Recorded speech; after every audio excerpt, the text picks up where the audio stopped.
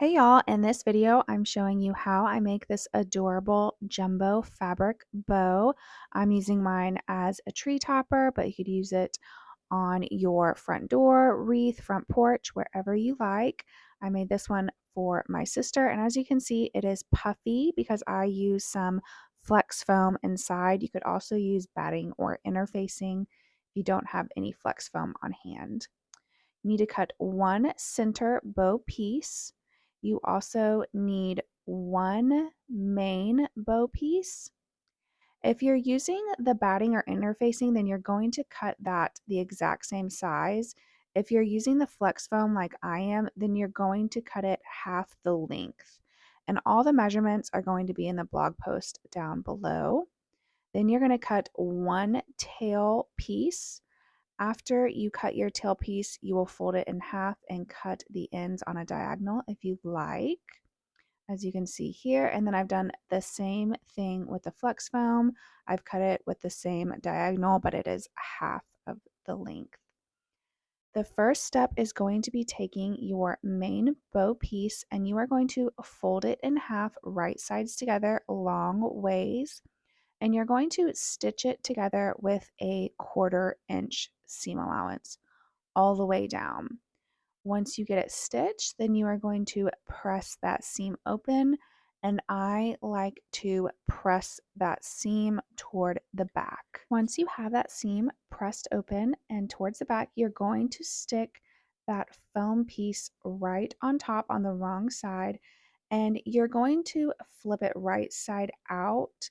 You can, if this is, I found this the easiest way for me was to just stick my hand inside, grab both the foam and the fabric, and then turn it right side out. You could turn it right side out and then stick the foam inside. Either way, it doesn't make a difference, but your foam will end up being inside, as you can see here. Then get it nice and flat, and we're going to fold the piece in half again, right sides together, and you're going to stitch those short ends together with the foam with a 1/4 inch seam allowance. Once you have that stitched together, then you're going to flip it right side out, and then you're just going to center that seam, and you can see how this is going to become our main bow later. But we're finished with this for now, so go ahead and set it aside, and we're going to work on our tail pieces. Now you're going to take your tail piece and you're going to fold it in half, right sides together, and then you're going to place your flex foam on top. I do like to use a little quilt basting spray to help hold it in place. You can also just use your clips or pins. And then you are going to sew around the entire tail, leaving a 5 to 6 inch opening at the center, really just depending on how thick your foam is how big of a opening you want to leave. You don't want to leave it too small or you might have a hard time flipping it right sides out later. And you're going to sew around the entire bow with a 1/4 inch seam allowance, again leaving that opening in the center to flip. Once it is stitched, you can go ahead and clip your corners. You can trim out any of the flex foam out of the seam if you need to. I also like to go ahead and press, at least finger press or use your iron, the opening. I like to press it a 1/4 inch to the wrong side so it just makes stitching it closed easier later. And then I'm going to flip it right side out and then press it nicely once you get it all flipped. And then we need to close the opening. Now you don't necessarily have to do this because you won't see it, but you can either hand stitch this closed or just sew it closed quickly with your sewing machine, which is what I did. And then go ahead and set your tail aside and grab your center piece. You are going to fold it in half, right sides together, long ways, and then stitch it with a 1/4 inch seam allowance. And then after it is stitched, you're going to go ahead and press that seam open and press it towards the back and then flip it right side out and we can start assembling the bow. So grab all of your pieces, and I like to find the center of my main bow and the center of the tail, so I'm making sure that everything is lining up correctly. And you're going to need some thread or floral wire or even a pipe cleaner to hold the bow in place.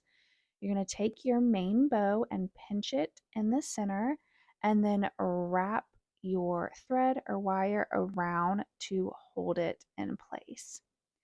And then you're going to grab the center tail piece, again pinching it at the center, and you're going to put it directly underneath the center of the main bow, and then again wrap your thread or wire or pipe cleaner around the tail to pinch it in the center.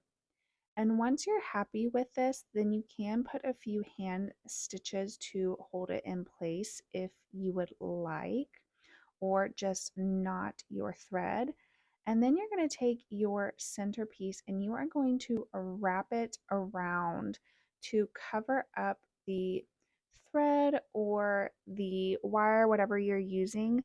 Now, you can either hand stitch this or you can use your machine. If you find it too thick, you can even just hot glue the centerpiece in place. And depending on what you're using your bow for, you could go ahead and add some loops to the back with some ribbon or extra fabric, or even make another fabric tube quickly to tie it around.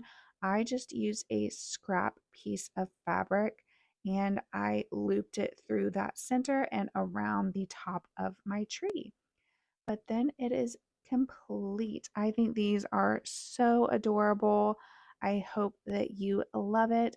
And if you make one, as always, we would love to see it posted in our Facebook group or tag us on Instagram at Made for Mermaids, hashtag Made for Mermaids Patterns.